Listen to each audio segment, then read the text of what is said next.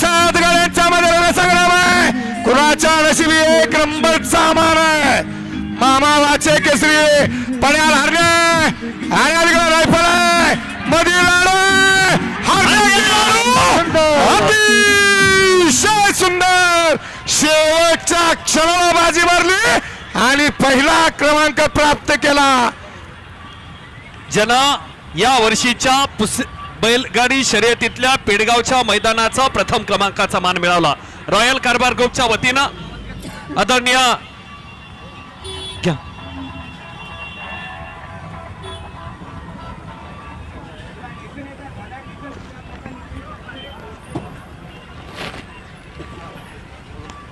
सौरभ बघा इकडं.